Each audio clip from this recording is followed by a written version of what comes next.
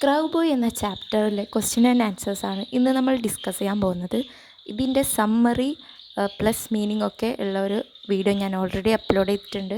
നല്ല ക്ലിയർ ആയിട്ട് നിങ്ങൾക്ക് അത് മനസ്സിലാക്കി തരുന്നുണ്ട് ആ ഒരു വീഡിയോയിൽ. അതിൻ്റെ ഫുൾ സ്റ്റോറി നമുക്ക് ഈ ഒരു വീഡിയോയിൽ ഇതിൻ്റെ ക്വസ്റ്റ്യൻ ആൻഡ് ആൻസേഴ്സാണ് നോക്കാൻ പോകുന്നത്. അപ്പോൾ നമുക്ക് വൺ ബൈ വൺ ആയിട്ട് നോക്കാം. First question, why did Chibi hide in the cellular?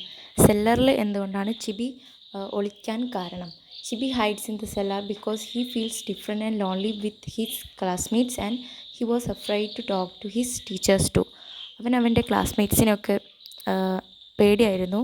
മാത്രമല്ല അവൻ്റെ ടീച്ചേഴ്സിനോടും അവൻ സംസാരിക്കാൻ ഭയങ്കരമായിട്ട് ബുദ്ധിമുട്ടിയിട്ടുണ്ടായിരുന്നു.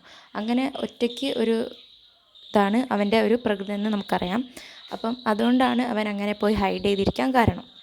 Next question, what does the nick name Chibi means? ചിബിൻ്റെ ആ ഒരു നെയിം എന്താണ് ഉദ്ദേശിക്കുന്നതെന്നാണ് നമുക്കറിയാം. Tiny boy.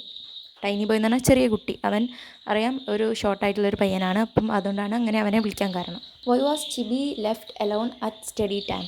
അവൻ എന്തുകൊണ്ടാണ് പഠിക്കുന്ന ടൈമിലൊക്കെ ഒറ്റയ്ക്ക് ഇരുന്നത് എന്നാണ്. Because he was too scared to make friends with other childrens. അപ്പോൾ അവിടെയുള്ള മറ്റു കുട്ടികളുമായിട്ട് ഫ്രണ്ട്ഷിപ്പ് ഉണ്ടാക്കുന്നതിൽ അവനക്ക് ഭയങ്കര പേടിയായിരുന്നു. കാരണം അവനെല്ലാവരും ബുള്ളി ചെയ്യുന്നത് നമുക്കറിയാം.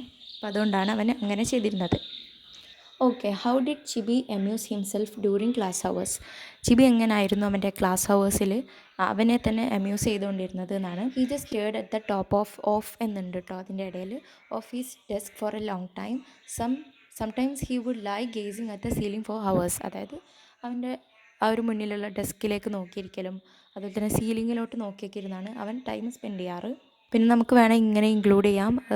അതായത് പ്ലേ ഗ്രൗണ്ടിൽ പോകുമ്പോൾ അവിടെയുള്ള ഓരോ ഇൻസെക്റ്റിൻ്റെ കാര്യങ്ങളും അവിടെയുള്ള സൗണ്ട്സൊക്കെ ഇങ്ങനെ കേട്ടിരിക്കാറുണ്ടെന്ന് നമുക്ക് വേണമെങ്കിൽ ഇൻക്ലൂഡ് ആക്കാം. Why did every one call ചിബി slow പോക്ക്? സ്ലോ പോക്ക് എന്ന് ചിബിനെ എല്ലാവരും വിളിക്കാൻ കാരണം എന്താണെന്നാണ്. Because he was slow in everything. കാരണം അവൻ എല്ലാം സ്ലോ ആയിട്ട് ചെയ്യുന്നതുകൊണ്ടാണ് കുട്ടികൾ അങ്ങനെ അവനെ വിളിക്കാൻ കാരണം. Who change the way we look at Chibi? ചിബീനെ നമ്മൾ നോക്കിക്കാണുന്ന രീതി ആരാണ് മാറ്റിയെടുത്തത് എന്നാണ് ചോദിക്കുന്നത്. Who is their new teacher mister Isaac? Who change the way that everyone look at him? അപ്പം മിസ്റ്റർ ഐസക് എന്ന് പറഞ്ഞിട്ടുള്ള അവരുടെ ഒരു ന്യൂ ടീച്ചറാണ് ആ കുട്ടികൾ അവനെ നോക്കുന്ന രീതി തന്നെ മാറ്റിമറിക്കാൻ കാരണം. നെക്സ്റ്റ് ക്വസ്റ്റ്യനിലേക്ക് നോക്കാം. How did mister Isaac encourage ചിബി? അപ്പം മിസ്റ്റർ ഐസബ് എന്ന് പറയുന്ന ആ ഒരു ന്യൂ ടീച്ചർ എങ്ങനെയാണ് ചിബീനെ അവൻ്റെ ടാലൻറ്റിൽ encourage ചെയ്യിപ്പിച്ചതെന്നാണ്.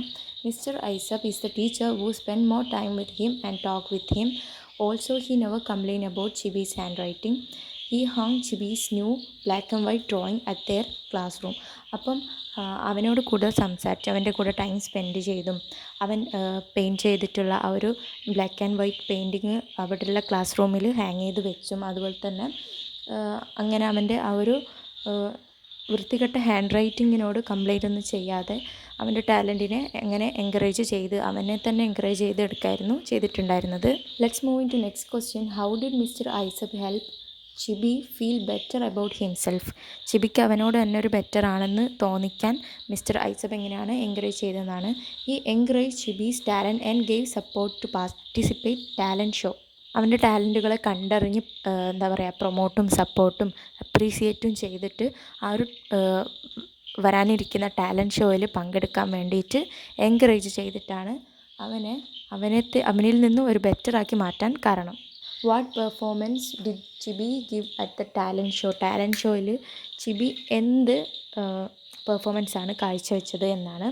He entered the stage and started imitations of newly hatched crows, then imitated the cries of mother crows, then father crows, and then showed how crows cry when they are happy or sad. ഇപ്പോൾ പല type of ക്രൗസിൻ്റെ sounds imitate ചെയ്തിട്ടാണ് അവൻ ആ ഒരു പ്രോഗ്രാമിൽ participate ചെയ്തിട്ടുണ്ടായിരുന്നത്.